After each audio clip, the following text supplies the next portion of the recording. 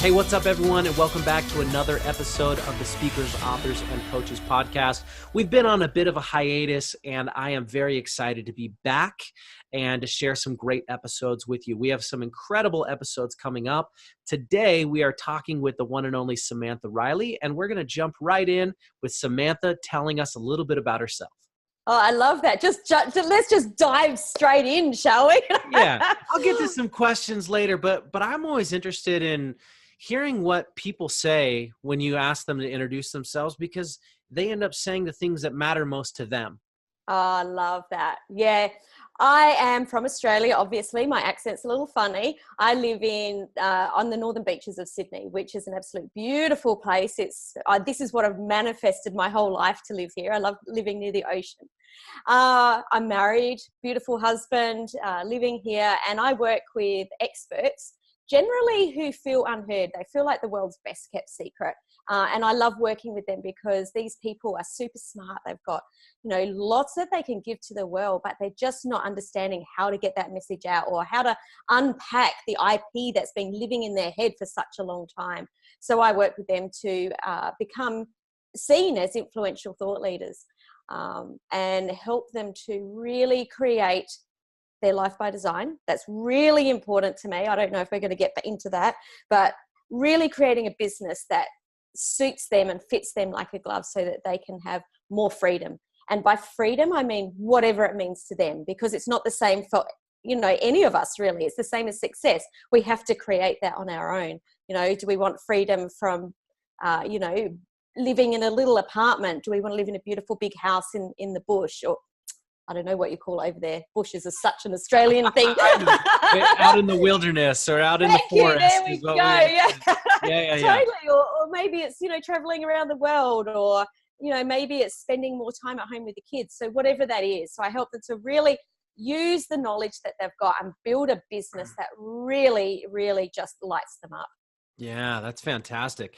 And you said a lot of things there that we're going to dive into, because there's so much meat in what you just said. But what I want to start with at first is you talked about being married. Tell everyone about where your wedding was. Okay, so I'll give you a little bit of a tiny bit of backstory before I tell you where we got married. So I actually was married for 20 years. And so I got married at 17, and, we had 3 children and we had 3 businesses. So right from, 18, 19, my life was so busy. It was just like I hit the ground as an adult running, and I just kept going. So when I separated with my husband, that was after really taking stock and thinking, wow, this is really not a good thing. I'm very depressed, all of the horrible things. I turned it around and said, okay, this is like a fresh page. What do I want to create for the rest of my life? What do I want in my life that will light me up?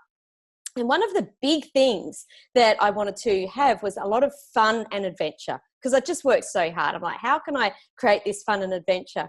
So when I met Leon, who's my now husband, and he proposed to me on Waikiki Beach. It was the day before I was running a workshop over in Hawaii, and the night before he proposed to me on Waikiki Beach. And it was just such a beautiful, romantic, lovely place for him to propose. And I said, well, we've got to beat that now. Like that was really awesome, but we've got to really embrace this adventure. What are we going to do? And I remember I was lying in bed on a Sunday morning just Googling awesome things to do to get married that was a little bit different to the rest. And I just turned to him and I said, how do you feel about getting married on a glacier? And he's like, he knows me well. He's just like, yeah, babe, whatever you want. Okay, cool. So you okay for me to just organize this? He went, yeah. And he's just such an easygoing guy. So we actually, we flew to Seattle, from Australia to Seattle, got on a cruise ship, cruised to Juneau in Alaska, and we got picked up by a limo, got driven up to the helipad, and got flown up with my children and a couple of guests up to Mendenhall Glacier. And wearing a wedding dress. In a full wedding dress and big ski boots. And it was the best day of my life. Those pictures just looked absolutely incredible. They look so cool. You guys up there dressed like you were in a church for a wedding, but on top of a glacier in Alaska. Yeah, it was seriously, it was the best thing we've ever done. And we're planning on going back next year and actually going up and taking in the surroundings, because it was, when we were up there was so much happening that we didn't really get a chance to take it in the way that we wanted. And it was just so beautiful up there. So yeah, can't wait to go back. That's awesome. Yeah, Alaska is a beautiful place. I was so beautiful. Hired to speak up there a couple years ago. It was such a cool experience to go up there and I stayed for a couple extra days and traveled around a bit, and what an amazing place that is. Oh, and the people there was so beautiful. You know, the woman that drove us up there, she was just like a comedian, you know, just cracking jokes the whole way up in the limo, and the photographer that came up with us that we only met at the helipad, and the person who married us, and all the people at the helipad and the people on the ship. It was that the people were beautiful. Yeah. I guess you have to figure out a way to have a sunny disposition when it's dark half the year. Right. I know. That's what I said to him. I couldn't live there. I hate the cold, which all my friends thought it was very strange that we got married in a glacier, because I do hate the cold, but we had a great time. Oh, that's so cool. I wanted to go there at the beginning because I think it's so much more powerful to get to know people. One thing I've been thinking about a lot lately is that, there's one thing in common with any business transaction, and that is that it's one person to another person. And it really comes down to it. It's people to people. And so I always like to get into something unique about the actual person before we get into business. So thank you for opening up and sharing that. Oh, thanks for asking. I love to talk about the happiest day of my life. Yeah, perfect. And whenever someone says to me, hey, do you want to, I want to talk about you, I say, great, it's my favorite subject. So, okay. Well, earlier you said that you help people go from being the best kept secret, to being known for what it is they want to be known for. Yeah. What is it that, how do you take someone from being that best kept secret to being known? What's that process look like? Okay, the very, very first thing we need to do is get really, really clear on what makes them unique. And I think that this is the piece that so many entrepreneurs miss, and not because they miss it on purpose. You know, we were talking before you started recording about the tactics, you know, this funnel or that Facebook ad or this, whatever it is, but they're missing the point. The reason that people do business with us is because of us. It's because they connect with us. It's because they aligned with our values are aligned. So the very, very first thing is helping people get really, really clear on that unique piece. And, you know, what is their skill set? So what have they learned, whether they were in corporate in a job or business? What is their skill set that they're really good at? And then drilling down even deeper into what their experiences in life have been that maybe even have changed those. So, you know, through divorce, or maybe through weight loss, you know, losing a large amount of weight, or maybe, you know, like you coming from a music background, what is it that we do that makes our skill set completely unique? And then the third piece is passion. And I know that a lot of people say, well, you can't make money just from your passion. And if we just took that statement, yes, I agree with it. However, when we use that passion and infuse it in with our experiences and our skill set, that's when we come up with something that's so unique. It's like a fingerprint. It's like no one else's. And really getting clear on that, because once we get clear on that, there's so many, the stories come up, and that's how we connect with people. It's the stories of what we do. And I often share a story about the day that a friend actually asked me this, you know, Sam, what is it that you've done over the last 20 years that makes you unique? And I mean, this happened probably over a 2-hour conversation. But one of the things that we pulled out was I had a dance studio for 20 years, and we were a runner-up champion dance school for probably about 15 of those. And one of the things that I realized I was really good at was breaking down things into minute little pieces. And that's how my students could understand what it was that they were doing, because we would break it down into tiny pieces and then put it together to create something that was, super slick and just, nice and neat.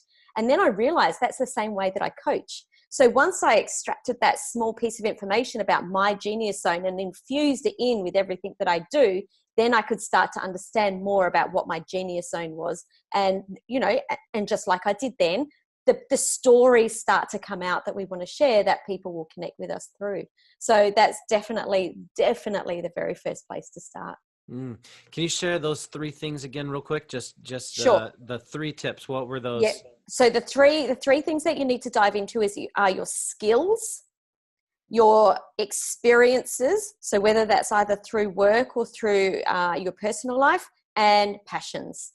So I suggest just brain dumping all of those into those 3 categories, and then sit down and start to, cross out the ones that maybe like, they don't really feel like they're super important, and start to, like a mixing desk, you start to go, okay, well, how do these 3 things come together to create what it is that I do? And it's not something that you can come up with overnight. You'll come up with it. You'll share stories like on this podcast or on stages or chatting with a prospect on the phone, and you'll start to realize the parts of the story that are important, the ones that really hit you in the feels, and you'll start to create something that feels extremely unique. And what I love the most is extremely easy. You'll just flow with it, and people will start to realize, wow, like I just love that story or that feel. I love that you said that about it being easy, because when you're talking about something that really does fill you up, that's something about, that is a part of your skills, you have experience in it, and it's something you're passionate about, it really is easy. It is easy to talk about it. People say things like, well, how do I know what to talk about? And I go, well, maybe you're not talking about the right thing, because if you're talking about the right thing, it should be just flowing. Yeah. But I love that you brought that up, because I think that the only way to find that easy thing is to do that talking. You have to go on the journey, and, you're not just going to find that easy thing overnight. It's an urban myth, that we all know of, the 10-year overnight success. Yeah. We can do work with mentors, and I've had a mentor for probably 20 years of my business life now. Really, really like use them in lots of areas of my life. I've got multiple mentors. Me too. However, the mentor's not going to give us the easy answer. A good mentor will ask us the questions that we then need to go and research or experiment with. They're going to guide us, but they're not going to give us the answers. That comes from within us, and it's up to us to go on that journey. And some people call it failures, I call it learnings, because I think that everything happens for a reason. And I can think of all the terrible times in my life where I've spoken on a stage and it just was an epic fail. Okay, cool. What happened? What do I not want to do again? What do I want to change for next time? How do I need to change that so that I engage more, or so that it gets taken the right way? It's just, it's part of the journey. Yeah. This is actually the reason why I think that passion is so important. Yeah. Because when you're talking about that, you can keep going, because it's not an easy path. And when someone says it's going to be an easy path, expect a sales pitch coming very soon. Yeah, absolutely. It's going to be easy, and here you go. You can buy it. But, a good mentor is not going to tell you it's going to be easy. They're going to guide you and tell you. And in fact, sometimes a great mentor makes things harder. And that sounds weird. I'm not saying now overall it gets you the result, but in the time being, that good mentor is going to ask you the questions that start to stump you and really have to make you look deep inside. But what you're talking about getting up and failing, failing and getting up again, failing and getting up again. I think I shared this story on your podcast, but at one point in my life, I had decided to go back to school, and I was going to become a counselor. I was going to be a clinical therapist, working with youth. That was something that I thought I wanted to do. And I always had an interest in helping youth. That's why I went and spoke all over the United States, speaking to teenagers. But at the time I thought I wanted to go and be a counselor. So I go back to school. I ended up getting my degree in psychology. I was planning on going and getting a master's degree. I did not end up doing that. And this is the reason why. When I was in those classes, when I was in, classes about counseling, I'm sitting there and I realized that the people that are around me are people that this is their dream. I'm Yeah. competing with people who are passionate about it. I'm competing with people who are college age kids who have subscribed to Psychology Weekly for the last 5 years. These are kids who, this is what they care about. This is what they are Mm. passionate about. And I Mm. realized that whatever you're doing, you must be passionate about it, because if you're not, if you're doing something that you're not passionate about, you're going to be competing with people who are passionate about it, who are willing to fall down and get up, fall down, get up, fall down, get up. And they don't care how long it takes, because they're going to do it no matter what. There's no way to compete with that. There's no way to compete with someone at that level.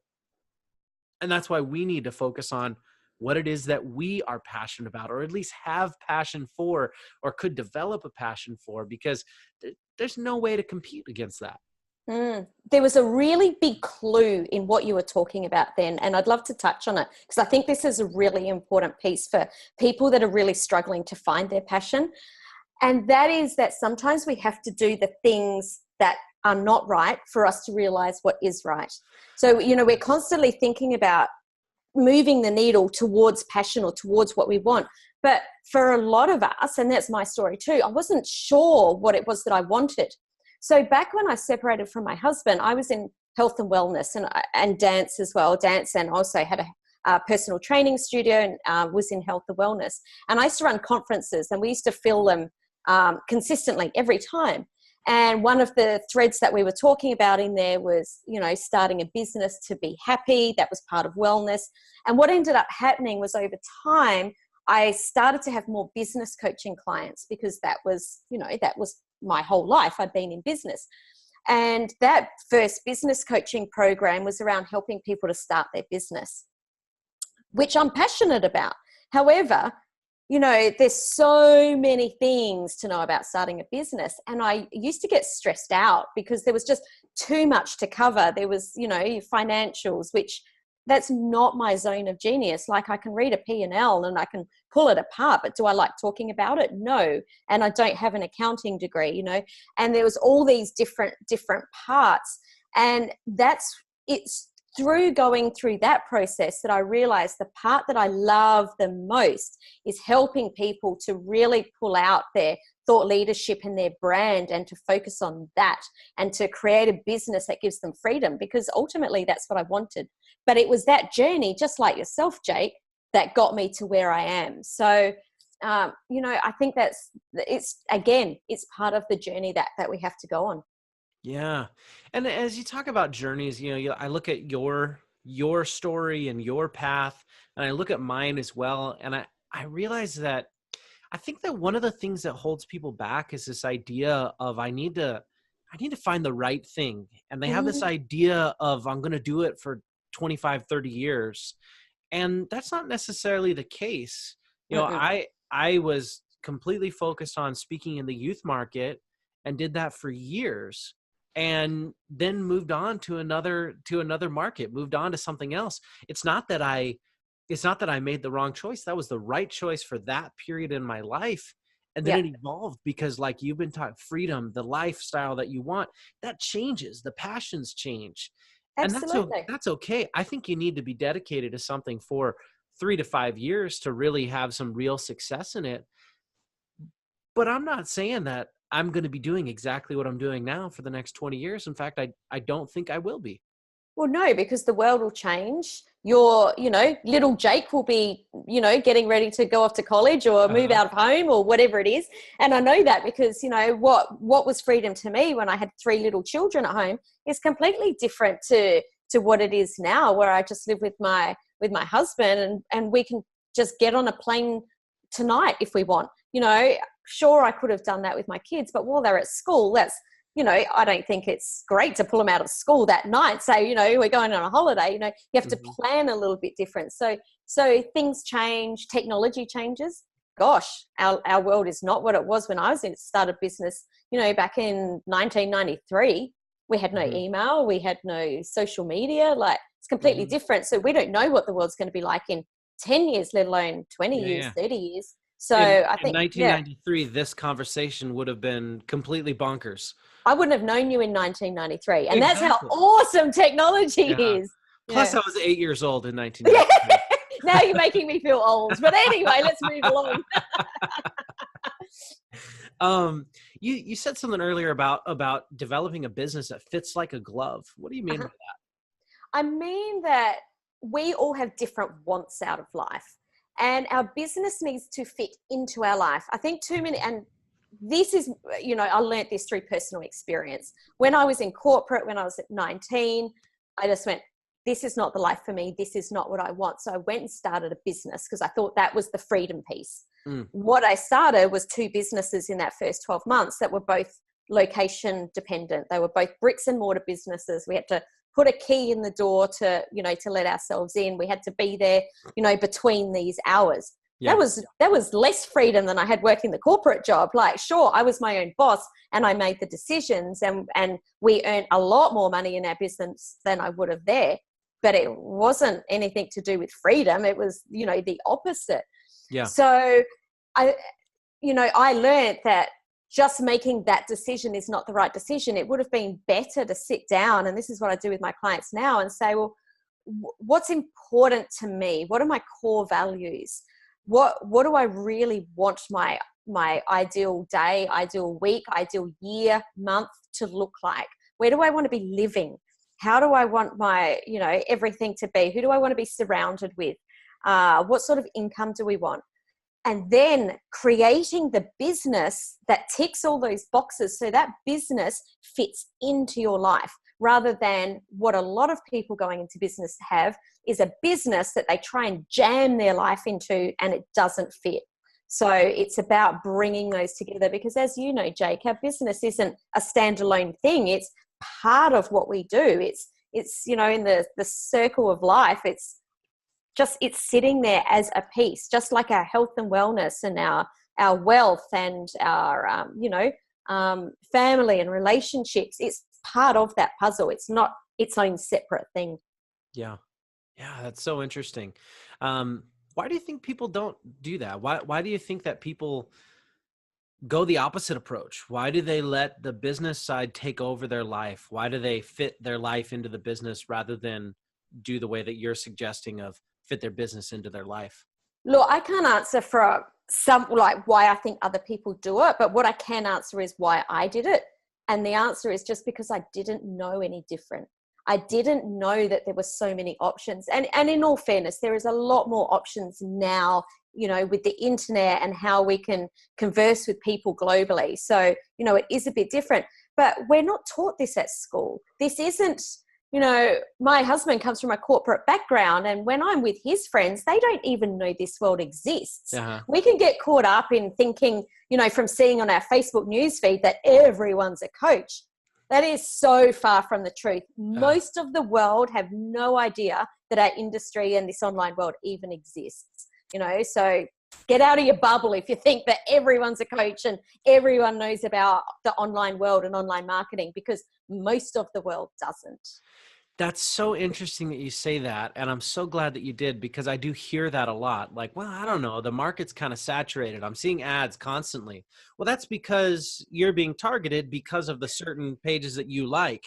So you're seeing them constantly. That doesn't mean that everyone else is. That's because your circle of friends, I mean, I have 5,000 friends on Facebook. I think you do as well. Uh-huh. And of those 5,000 friends, probably 3,000 of them are either speakers, authors, or coaches. Yeah, that's right.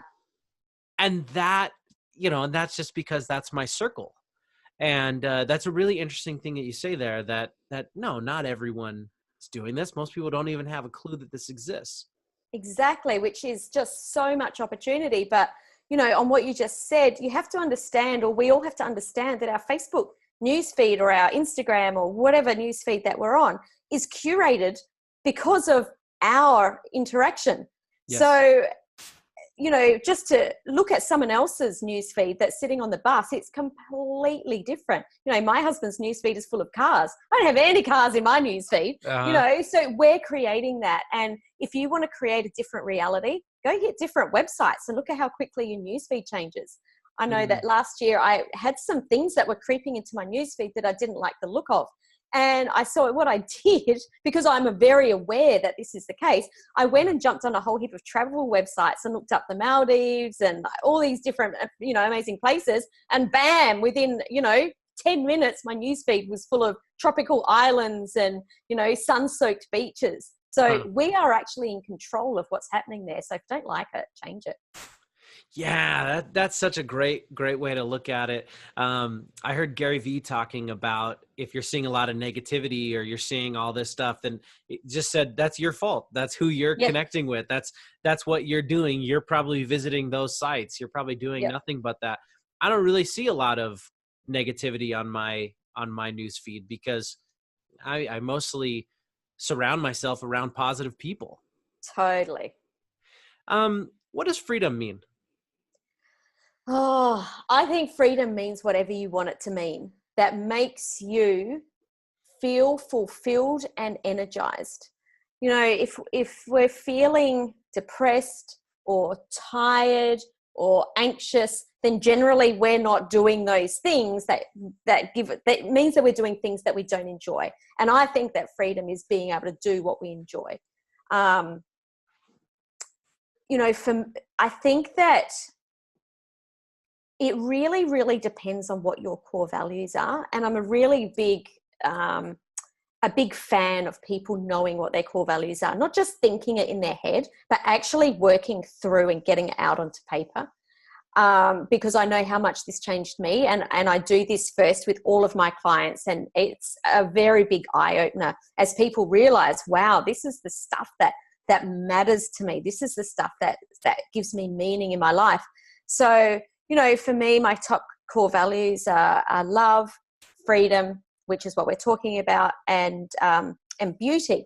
And by beauty, it means that I like to be surrounded in beautiful spaces or go to beautiful restaurants. So for me, freedom is when I'm living a life where I can really have those three core values touched on every single day. If I'm, in a beautiful place, if I'm traveling, if I'm, with close friends, then that to me is the best kind of freedom. For someone like that's really family oriented, freedom to them might be spending more time with their kids at home. That could be their freedom. That doesn't mean anything to me. Freedom to someone, I know my brother, absolutely. He's a tour guide and he loves being out in the outback. So freedom to him is being out in the Australian bush, which is, I can't remember what you called it. Mountains, desert, I don't know, something out in the middle of nowhere. And that to him is freedom. To me, if I was there and I was there for a month, I would actually feel trapped. It would be the opposite of freedom. But for him, because that's where he loves to be, that's freedom. If I was at home with little kids, for me now, and my children are grown up, I would feel trapped. So it's the opposite. I want to be out of that. For you, who's got, gorgeous little Jake at home, freedom to you would be hanging out with him. So we have to understand what's important to us, because when we're doing those things and living those things out consistently every day, that is freedom. That's such an interesting way of putting it. Have you ever had a time, this is a question I like to ask everyone. Has there ever been a time in your journey where you felt like quitting or you felt like giving up, like things just got too hard and you said, I don't know if this is for me anymore? I probably don't have enough fingers and toes to be able to tell you how many times I felt like that. Well, give us an experience that you think would help people who are going through that. Cause I hear that a lot, where people are at the edge, where they're saying, I want to keep going. I want to keep doing this, but it's like, they've just been beaten down. It's just that their soul and spirit has been beaten down and they're not sure if they want to keep going. And it's just such a horrible place to be, isn't it? Like, I just feel it and go, oh, I know that feeling. And it's normally when we're focused on some sort of outcome, which really we're making up in the first place. we want to make this much money or have this many clients. And I'm all for goals. And I know you are too, Jay. I set goals regularly, but not being able to achieve them doesn't mean that we're a failure. And it's normally that point where we just go, ugh, you know, I don't like this. We haven't achieved our goals, or we're feeling tired. And it's about just pulling back for a moment and focusing on ourselves for whatever we need in that moment. And getting clear on what it is that we want to do. Like, why are we doing this? It comes back to that why. It's such a big piece. And, you know, it can sound really cliche. I get it, but it's so important to understand why we're doing it. But sometimes we need that point where we pull back first. You can't just go from I'm anxious and really stressed out and I want to quit to what's my why. And I think that's what most people try and do. But there's this space in the middle that we have to navigate. And that's where we have to really look after ourselves. And I know I had a bit of a social media yuck thing happen last week. And I just went, you know what? This has happened because I'm tired. I've been working too hard. I've got a really busy month on the road, got a lot of live events coming up, and I realized I've just been working too hard. So what I decided is I'm not going to pick up my phone for the whole weekend, and I am just going to do the things that I love and just focus on that. Well, it was easy then to get on Monday back into the why am I doing this, because I'd given myself the space to rejuvenate, regenerate, you know, and really look after myself. So, you know, I think that's that really important part in between of, I feel like this is my why. You have to fill up your own love bucket in the middle there so that you're able to then clearly see the why or tap back into it. Yeah, I love that. Was there, you know, I know you said there was more, you don't have enough fingers and toes to count the times. Would there be one experience, like in particular, where you felt like I'm done with this? Was there a time that that you would feel comfortable sharing with us? Yeah, probably the worst time was back when I had two little ones at home. So they probably would have been at the time maybe 7 and 8. And my husband and I had been trying to have another baby for quite a few years, and it just wasn't happening. I was exhausted. Like I said, I was running a dance studio. We had 2 dance stores at the time, you know, running around with 2 kids. And, you know, the stores we would run in the day sort of between 9 and 5. And the dance studio, I would start teaching at 3 or 4 in the afternoon. And some nights I wouldn't be home till 10 o'clock at night. It's a really long day. I was absolutely exhausted.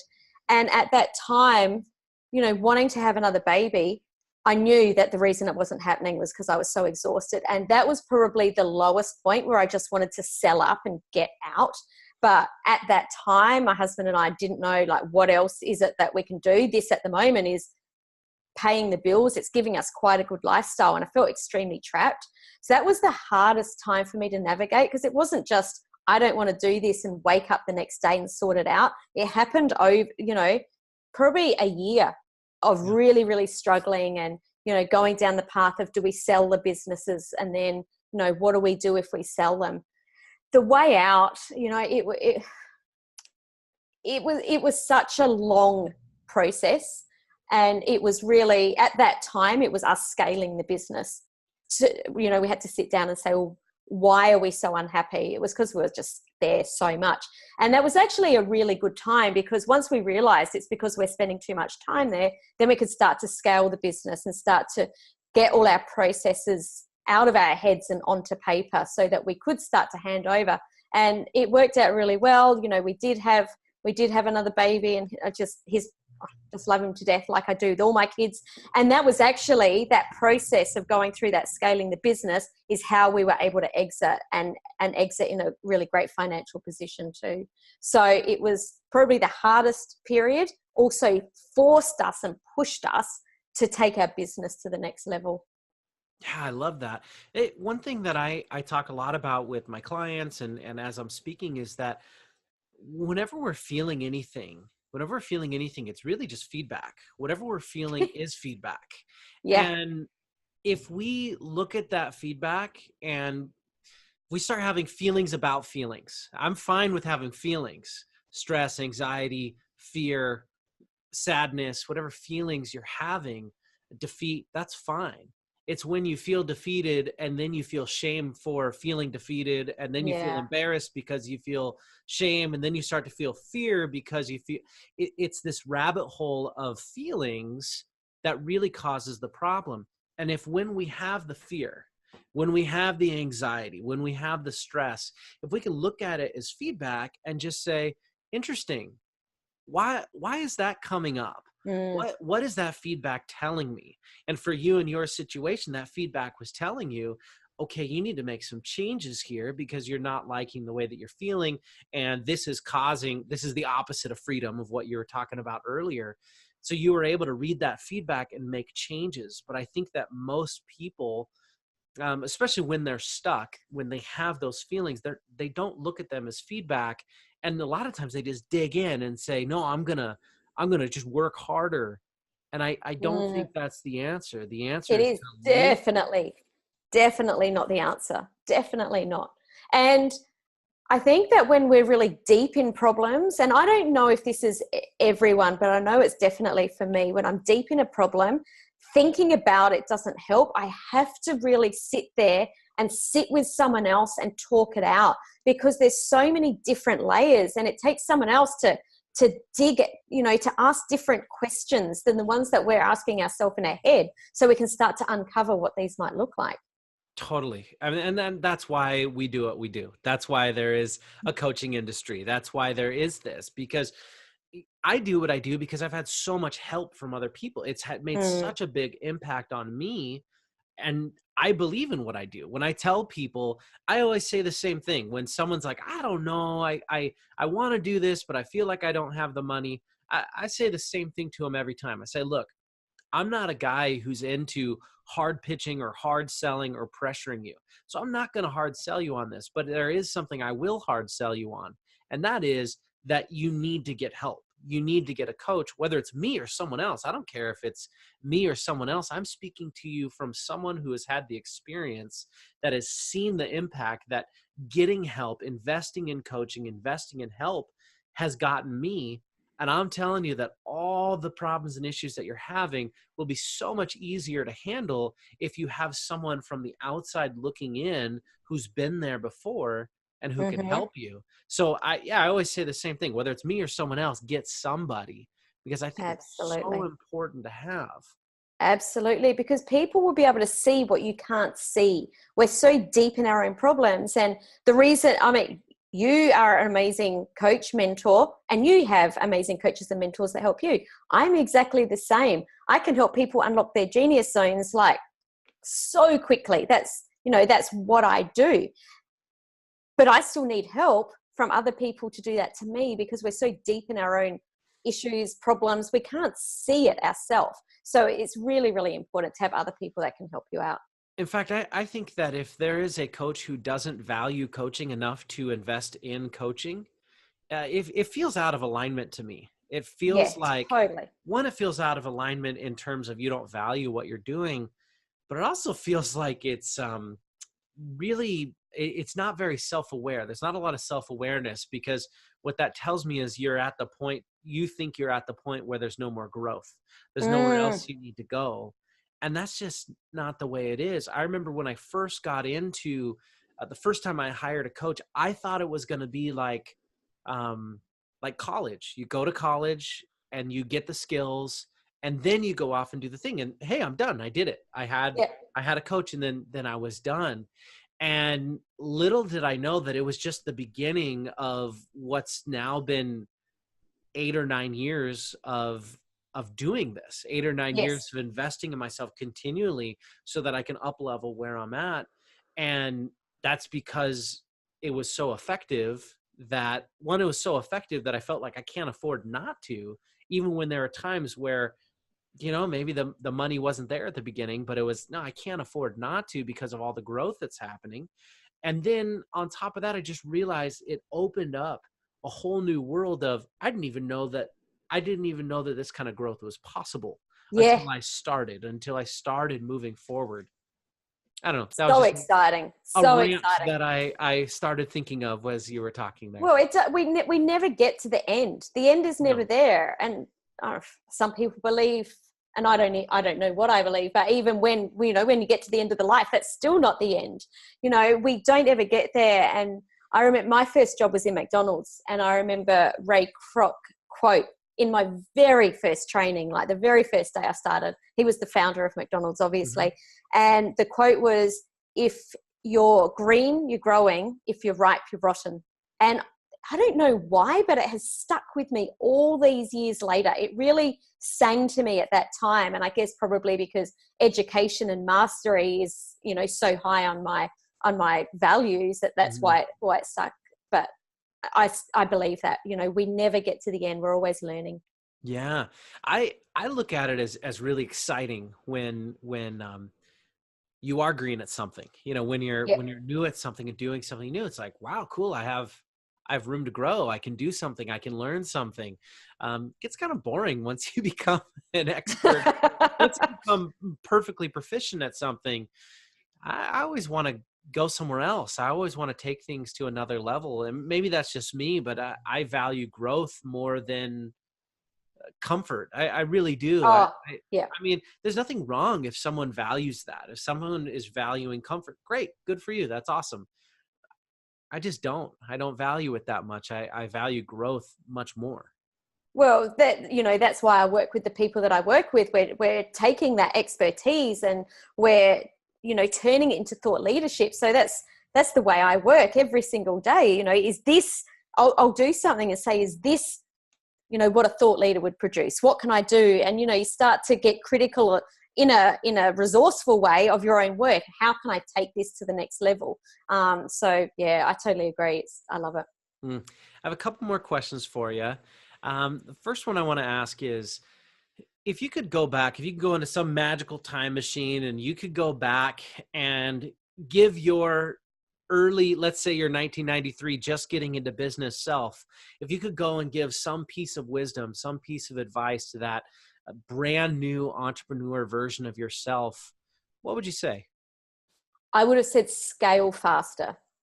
Interesting. Like get myself out of the business a lot faster. I didn't, you know, like I said, I came from a McDonald's background. We understood systems and procedures, but didn't implement them into the business fast enough. And it's, you know what, it's also probably the journey that I had to go on.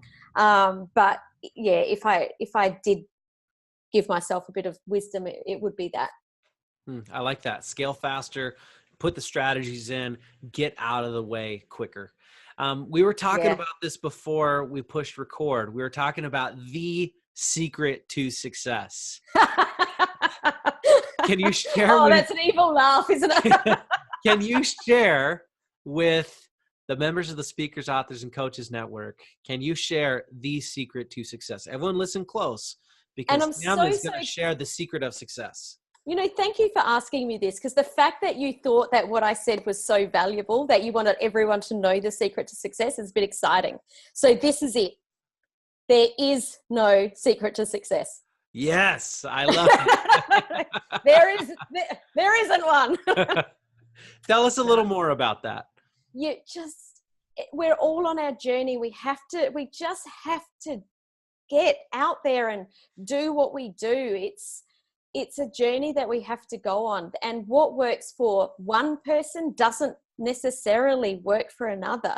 You know, if there's a multi-billionaire out there that was able to help me, if they don't know my business, it might not even work in my business, because I'm a different person. I want different outcomes. So sure, learn from mentors. But you know, I don't agree with Russell Brunson. Your business isn't going to be saved by one funnel. It's just not going to happen. It's not. Yeah. Totally. It's not one funnel. It's not, you know, one Facebook ad that's just going to all of a sudden turn everything around. Our life is like a mixing desk, and there are so many parts of us and our business that have to fall into alignment, and our businesses are so unique, and you're the only person that can adjust those dials. We do need to be good at funnels. We do need to be good at Facebook ads. I'm not saying that. I'm just saying that our business isn't going to turn around by doing one of those things. And, you know, we do have to trial and error and and find what that is. And I know from being in business for such a long time that what can be successful one time isn't necessarily successful the next time anyway. So it's always a moving target. Yeah. Well, it's so great that you said that about there not being a real secret. One thing I think about is if you're, let's say, one funnel, let's say one ad, and we have to understand that when somebody is saying you're one ad away from success, well, they're selling ads training. When someone is saying that you're one funnel away, well, you're selling funnel software. And this is coming from someone who reads every book, has read every book that Russell Brunson has put out. I'm a huge fan of him. I'm a fan of what he does. I love his books. I use ClickFunnels. I'm a huge fan of Russell Brunson and his company. But you got to understand that he's selling the idea that funnels are the secret. That's the idea. That is the secret to success. And the truth is that a great ad or a great funnel or any great tool, all that can do is help the inevitable happen faster. So if your product isn't something that your people want, all that a good ad is going to do is tell you quicker that they don't want it. Absolutely. No great ad is going to convince people that they want something that they don't want. And that's why we have to go back to the foundation of, what is it that we're really doing here? What you're talking about, what is your genius zone? Connecting with the right people, having something that they want, building in those back end systems. Because if you all of a sudden have a bunch of success and have no foundation, you're going to have a whole lot of other problems. But can I just say, embrace that too.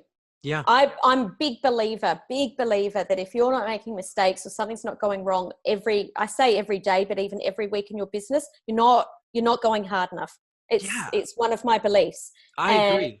Things will break. Don't think, oh my goodness, I've got it wrong because something broke. It means that it's just happening to teach you something else.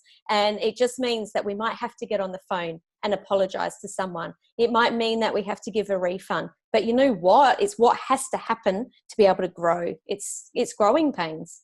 Yeah. If you are not someone who values growth and can see problems as potential for growth and can value that and can keep going, then you probably should go get a job and not be an entrepreneur. You probably should go get a job, because there's nothing about entrepreneurship that is secure and safe and everything's going to be perfect, because there's going to be a lot of problems. That's just how it is. Now, you could argue security is a whole different thing, because now I'm in charge and no one else can take those things. No one can fire me. I'm not going to fire myself. Sure, there's that. But there's going to be problems. There's going to be issues, and we need to embrace those things. And I love what you're saying there. It's the journey. The journey is what makes you successful. There's no one thing. It's one thing after the next. And as soon as you get over that hill, there's going to be another hill. And then there's going to be another hill. It's never going to end. No, I had an issue. I just want to share this, because this was like, something that comes up, as this was a really, really big thing for me. I had a client sign up with me a couple of years ago who signed up for part payments for one of my programs. And for some reason, and none of us know why it happened, it was probably human error, because software just doesn't make up itself. But the credit card, instead of being billed every month, it was billing the credit card every day. You think it's funny, but this is where it gets even worse. Guess what? It wasn't even his credit card. It was his mum's credit card. Oh my goodness. So this poor little old lady has just gone to get her groceries and couldn't get her groceries because her credit card had been stopped by the bank. No, at this time, I got the call and I felt sick, because it's really, really important to me that my clients trust me. Trust is just such a big thing for me. And I just thought, this poor little old lady. And I just got on the phone to him straight away. And I was actually just walked out of a meeting. So I was sitting in the gutter on the pavement on the phone to him, just going, I have to sort this out right now. This isn't when I'm home in an hour, it's right now.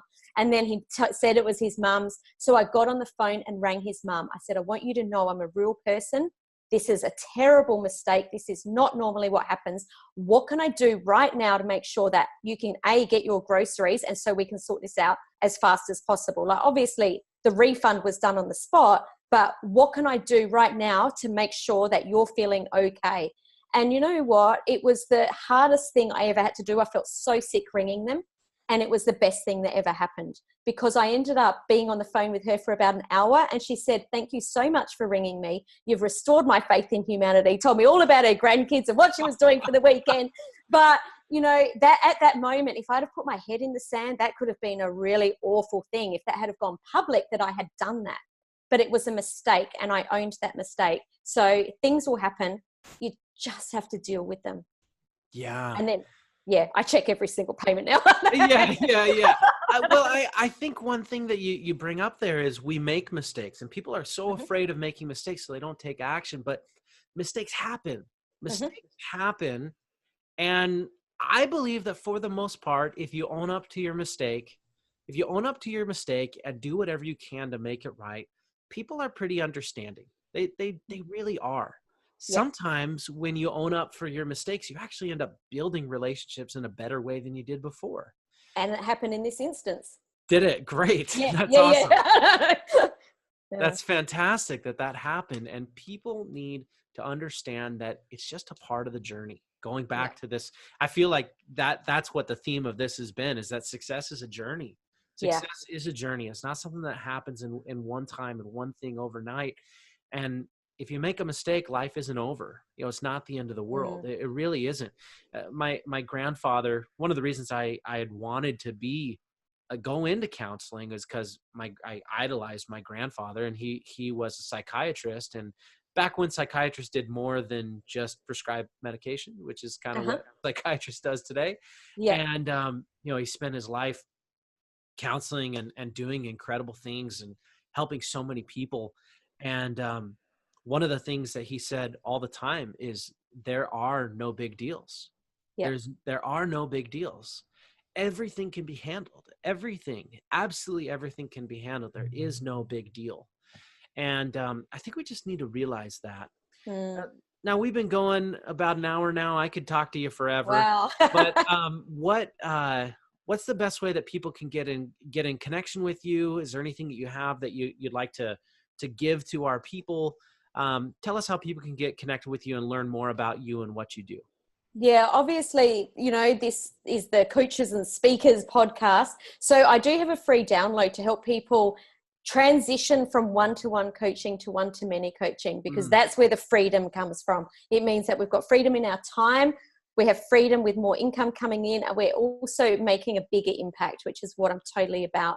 So you can get that download at samanthariley.global/freedom and download a copy of the Freedom Business Matrix, which has got 9 different strategies that you can implement. I've used every single one of them, but you can pick up one of those strategies and implement it into your business today. But yeah, head there, grab that, and definitely stay in contact. Reach out on social. I love to, as we know, I love to chat. Yeah, sounds good. And for everyone listening, you know, I will have this in the show notes, but there's people who are listening, driving their car and won't look at it later. So Riley is spelled Riley. There's a lot of different ways to spell Riley. There's a lot of different ways to spell There Riley. is. So thank you for that. Very cool. And what are your last words of wisdom that you want to share with our people here? I think that if I was going to leave people with one thing that they could take away, it's that we do what we do because we want to leave a part of ourselves on this earth. We are all going to leave one day. And I believe that we've all got something unique to share that's going to change someone's life. There's someone out there right now that needs you and what you've got in the way that you deliver it. And we would be just doing the world a disservice if we didn't get out there and do it. So, you know, do the deep work that you need to do, or work with the people you need to do to make sure that you can get there, because the world needs you. I love it. The world does need you. Yeah. Thank you so much. Thank you, Samantha. This has been awesome. I love learning from you, and it's just been a pleasure to get to know you. Thank you for sharing your wisdom. This has been fantastic. Thank you so much. I always love chatting with you, Jake. Thank you. All right. See ya. Bye. Thank you so much for listening to the Speakers, Authors, and Coaches podcast. If you enjoyed this episode, please rate, review, subscribe, and most importantly, share it with somebody who needs this information. If you're not already a part of our Facebook community, come and join us in the Speakers, Authors, and Coaches Network at facebook.com/groups/speaker author coach, or simply search the Speakers, Authors, and Coaches Network. Thanks again for listening. Remember, what you do matters. You can turn your dreams into your reality. Together, we are changing the world one message at a time.